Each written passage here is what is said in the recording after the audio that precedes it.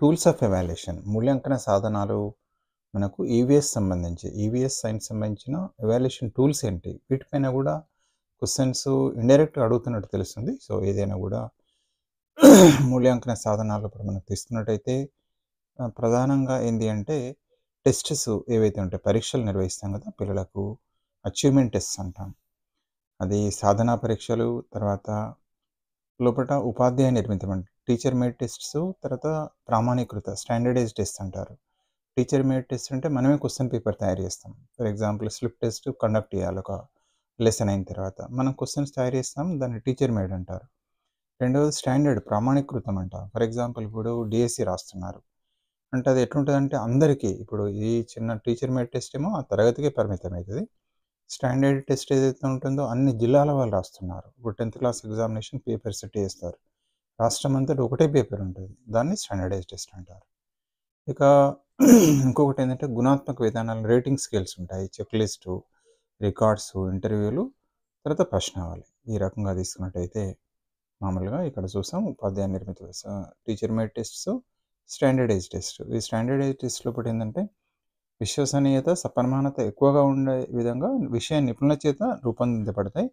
వేరు వేరు ప్రాంతాలకు చెందిన ఎక్కువ మందిని పరీక్షించడానికి ఈ వీటిని స్టాండర్డైజ్ టెస్ట్స్ అంటారు. ప్రామాణిక పరీక్షలు. సో, ఇక తీసుకుంటే ఇవే ఇచ్చారు. వ్యాసరూప ప్రశ్నలు, లఘు ప్రశ్నలు, ఉపాధ్యాయ నిర్మిత పరీక్షల్లో ఎట్లుంటాయంటే ఎస్సే టైప్ ఉంటుంది. Short answer type, very short answer type, objective type. Objective టైప్‌లో బహుళ ఐచ్ఛికం మల్టిపుల్ చాయిస్ క్వెషన్స్ ఉంటాయి. జతపరచడం ఉంటది. ఖాళీలు పూరించడం ఉంటది. ట్రూ, ఫాల్స్ ఉంటది. మ్యాచింగ్ అంటారు. క్లాసిఫికేషన్ టైప్ ఉంటుంది. సాదృశ్యాలు, వరుస క్రమానికి సంబంధించిన ప్రశ్నలు. సో, ఇందులోపట కూడా మన ఓరల్ టెస్ట్స్ కూడా ఉంటాయని చెప్తున్నారు. అదేవిధంగా తీసుకుంటే రిటన్ టెస్ట్స్ తీసుకుంటే essay type for example. So, మనకు రాత పరీక్షలు ఏం చేస్తారంటే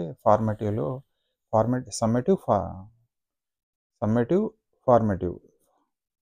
తర్వాత ఇక్కడ సమ్మేటివ్‌లో తీసుకుంటే ఎస్ఏ1, ఎస్ఏ2 ఉంటుంది. ఫార్మేటివ్‌లో తీసుకుంటే ఎఫ్ఏ1, ఎఫ్ఏ2, ఎఫ్ఏ3గా ఉంటుంది. వ్యాసరూప ప్రశ్నలు ఎస్సే టైప్ యొక్క అడ్వాంటేజ్, డిసడ్వాంటేజ్ ఇస్తున్నాడు. ఇందులో కూడా రిస్ట్రిక్షన్, నియంత్రిత సమాధానాలు, విశాల సమాధానాలు ఉంటాయి. అంటే మనం ఏం చేస్తామంటే కంట్రోల్ అంటే ఏంటంటే భేదాలను గుర్తించండి. భేదాలే చెప్పాలంతే. ప్రశ్న అది క్లోజ్డ్ టైప్ అంటారు. రిస్ట్రిక్టివ్ టైప్ అంటారు. ఓపెన్ ఎండెడ్ అంటేనేమో ప్రపంచ యుద్ధ ఫలితాలను వివరించండి. తెలపండి మీ అభిప్రాయాలను. లేదా గ్రీన్ రెవల్యూషన్ వల్ల ఏమి లాభాలు కలగాయో చెప్పండి. ఓపెన్ ఎండెడ్ అయితే అన్నట్టు. సో, దాన్ని ఓపెన్ ఎండెడ్ లేదా ఎక్స్టెండెడ్ టైప్ అంటారు. సో, వ్యాపార రూప ప్రశ్నల పూట విద్యార్థుల యొక్క భావ వ్యక్తీకరణను తెలుస్తుంది. వాళ్ళ యొక్క అభిరుచులు అన్ని విషయాలు తార్కికంగా, హేతుబద్ధంగా వాళ్ళు వ్యవస్థీకరించే సామర్థ్యాన్ని కూడా ఇందులో తెలుస్తుంది. ఎస్సే టైప్‌లో విద్యార్థుల ఆలోచన విధానం, ఊహాత్మక ఆలోచనలు, క్రియేటివిటీ, వారి యొక్క application, higher order of mental ప్రాసెస్‌ను అంచనా వేయవచ్చు, మదింపు చేయవచ్చు.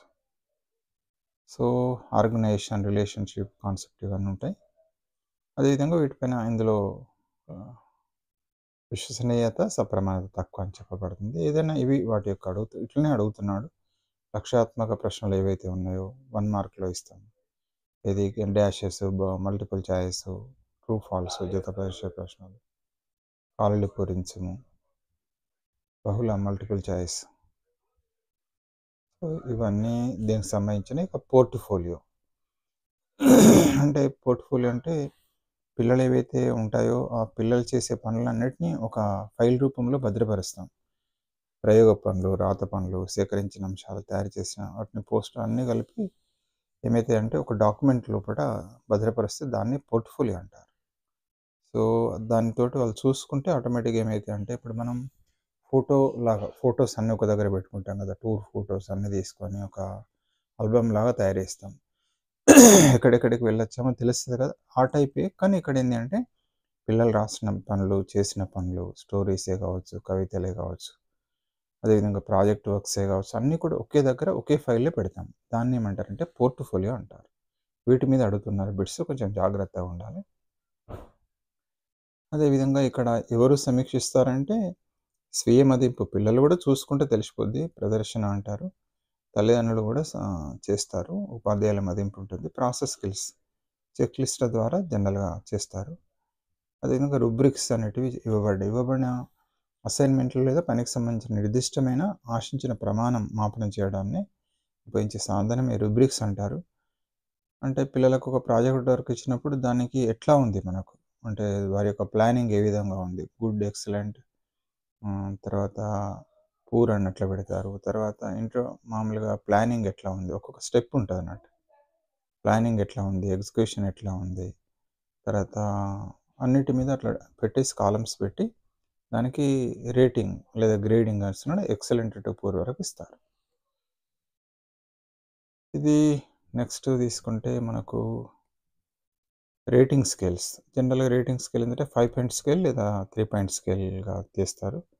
గుడ్, వెరీ గుడ్, బాగుంది, బాగాలేదు, వైఖరి ఎట్లా ఉంది? బాగుంది, గుడ్, వెరీ గుడ్, అట్లా లేదు, మంచిగా లేదు, అభిరుచులు ఎట్లా ఉన్నాయి? సో, అతని యొక్క అట్లా సైన్స్ పట్ల ఇట్లా చెప్పడం అన్నట్టు. బాగుంది, బాగుంది, పర్వాలేదు, బాగాలేదు, అసలు బాగాలేదు. సో, దీన్నేమంటారంటే ఇప్పుడు మనం చూస్తాం గదా! ఇది రేటింగ్ స్కేల్ అంటారు. Rating scale. నెక్స్ట్ తీసుకుంటే చెక్ లిస్ట్. ఒక వ్యక్తిలో ఒక లక్షణం ఉందో లేదో తెలుసుకోకుండా మొదలే మనం రాసుకుంటాం అన్నట్టు. ఫర్ ఎగ్జాంపుల్ టీచింగ్ ప్రాక్టీస్‌లోకి వెళ్ళేటప్పుడు, లెసన్ అబ్జర్వేషన్ చేసేటప్పుడు ఏమేమి అబ్జర్వ్ చేయాలనో మొదలే రాసుకుంటాం. ఫర్ ఎగ్జాంపుల్ మోటివేషన్ చేస్తున్నాడు, చేస్తలేరు. టీఎల్ఎం వాడుతున్నారు, వాడతలేరు. అదేవిధంగా బోధన ఉపకరణాలు ఉపయోగిస్తున్నాడు, ఉపయోగిస్తలేడు. యాక్టివిటీస్ ఉన్నాయి, లేవు. పిల్లలు పాల్గొంటున్నారు, పాల్గొంటలేరు. అట్లా మొదలే రాసుకుంటాం. జస్ట్ మనం టిక్ కొట్టుకోవడమే. అవును, కాదు అట్లా. దీన్నేమంటారంటే చెక్ లిస్ట్ అంటారు. సో, ఇవి మామూలుగా టూల్స్‌గా జనరల్‌గా చెప్పబడుతున్నాయి. అదే ఇంగ్లీష్‌లో ఇవ్వబడ్డది portfolio is the document that records the students details of writing, projects, field trips, collected items, posters, object design, class and homework. So, ఇది అసెస్మెంట్ పోర్ట్‌ఫోలియోలో ఎవరు చేయొచ్చంటే self, presentation, parental assessment, teacher assessment ఉంటుంది. ఇంతకుముందు చెప్పుకున్నట్టు అసెస్మెంట్ ఆఫ్ ప్రాసెస్ స్కిల్స్ ఎట్లా అనేది కూడా ఇవ్వబడ్డది. So, rubrics are the tool to use to measure given significant or specific expectation or given of a project. మనం చెప్పుకున్నది. తర్వాత తీసుకుంటే చెక్ లిస్టు, రేటింగ్ స్కేల్స్ ఇచ్చారు. The rating scale is useful for tool determining how will a person behaviours characters గుడ్డా, very గుడ్డా, not very good అట్లా అన్నట్టు. 3 point scale, 5 point స్కేల్లో ఉంటుంది. సో, చెక్ లిస్ట్ ఇంతకుముందు అన్నట్టు మనం క్యారెక్టర్స్ మొదలే డిసైడ్ చేసుకుంటాం. చెక్ చేస్తాం ఉన్నదా లేదా. ఇప్పుడు ఫర్ ఎగ్జాంపుల్ అనుకున్నాం కదా, students no same of the experiment, yes no అట్లా మొదలు చెక్ లిస్ట్ చేస్తాం. అబ్జర్వేషన్ షెడ్యూల్ కూడా ఇందులో ఒక భాగం. అదేవిధంగా ఫార్మేటివ్ ఎవాల్యుయేషన్లో ఇప్పుడు తీసుకున్నట్టయితే సైన్స్లో కానీ దీనిలో కానీ 4 రకాలుగా చేయబడుతుంది. పిల్లల భాగస్వామ్యం, ప్రతిస్పందనలని దానికి 10 మార్కులు ఇస్తాము. రాత అంశాలు, రిటన్ టెస్ట్స్, అది హోంవర్కే కావచ్చు లేదా మనకు మామూలుగా ఇచ్చే అంశాల బట్టి 10 మార్క్స్ ఉంటాయి. ప్రాజెక్ట్కి 10 మార్కులు ఉన్నాయి. స్లిప్ టెస్ట్కి 20 మార్కులు. ఫార్మేటివ్ ఎవాల్యుయేషన్లో పిల్లల భాగస్వామ్యం, ప్రతిస్పందనలు పట్ల పాఠ్యాంశంలో చర్చ, వ్యక్తిగత కృత్యాలు, జట్టు పనులు చేస్తున్నప్పుడు ఎట్లా ఉన్నారు, నమూనాలు ఎట్లా తయారు చేస్తున్నారు, మైండ్ మ్యాపింగ్ జరిగే చర్చలు ఎట్లా ఉన్నాయి, ఇవన్నీ కూడా ఏమంటారంటే ఫస్ట్ది పిల్లల యొక్క భాగస్వామ్యం ప్రతిస్పందనలో భాగమవుతుంది. అదేవిధంగా టీచర్స్ డైరీ మనం రాసుకుంటాం అన్నట్టు. ఉపాధ్యాయులు ప్రతిదీ నమోదు చేసుకుంటాం. అది కూడా హెల్ప్ అవుతుంది. రిటర్న్ వర్క్స్, స్లిప్ టెస్ట్, అది అంటే హోంవర్కే కావచ్చు, స్లిప్ టెస్టే కావచ్చు. దానిలో ఎట్లా ఉంది, నోట్ పుస్తకాలు అందులో భాగమే నోట్బుక్స్, పరిశీలనలు. తర్వాత అనెక్డోటల్ రికార్డ్ దీనిపైన అడుగుతున్నారు. సంఘటన రచనాత్మక రికార్డ్ అంటారు. అంటే పిల్లల యొక్క బిహేవియర్స్ కొన్ని కొన్ని సందర్భాల్లో చాలా ఎక్సలెంట్ బిహేవియర్స్ కనబడుతుంటాయి. ఒక పిల్లవాడు వచ్చి రెగ్యులర్గా వచ్చి వాటరింగ్ చేస్తున్నాడు, మొక్కలకు నీళ్ళు పోస్తున్నాడు. రోజు రాగానే 2 బాటిల్ వాటర్ తెచ్చుకుంటాడు. ఒక బాటిల్ తోటి తన మొక్క పెంచుకుంటున్న మొక్కకు నీళ్ళు పోస్తున్నాడు. అదే చాలా అద్భుతంగా దాన్ని మనం ఒక రికార్డులో రాస్తాం. ఆ రికార్డ్ని ఏమంటారంటే అనెక్డోటల్ రికార్డ్స్ అంటారు. ఒక అంశం పట్ల పిల్లలు ధనాత్మకంగా కావచ్చు, రుణాత్మకంగా ప్రతిస్పందించే తీరును పరిశీలించడానికి దోహదపడతాయి. పోర్ట్ఫోలియో ఇంతకు చెప్పిందే, విద్యార్థులు చేసిన కృత్యాలను, సేకరించిన వాటిని, పనితీరు వివరాలను సంకలనం చేసి భద్రపరచడమే ఒక ఫైల్ రూపంలో పోర్ట్ఫోలియో అంటారు. సో, ఇది ఒక ఫైల్ లాగా ఉంటుంది.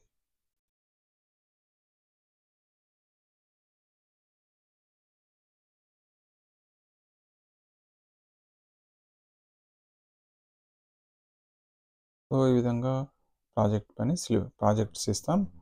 ఇప్పుడు ఆల్రెడీ మనకు తెలిసిందే ప్రాజెక్ట్ వర్క్స్ ఇస్తాం. ఎగ్జాంపుల్ సైన్స్‌లో ప్రాజెక్ట్ పనులు తీసుకుంటే గ్రూప్ ఇయ్యొచ్చు, ఇండివిడ్యువల్ ఇయ్యొచ్చు. కూరగాయల ధరలను సేకరించడం, తర్వాత మార్కెట్‌ని సందర్శించడం కూడా. మార్కెట్‌లో ఉదాహరణకు ఏందంటే ప్రాజెక్ట్ వివిధ రకాల ధరలను గురించి నివేదిక తయారు చేయాలి. కూరగాయల ధరలను సేకరించడం, వారం పాటు ధరలను సేకరించి ప్రతిరోజు మార్కెట్‌ని సందర్శించడం.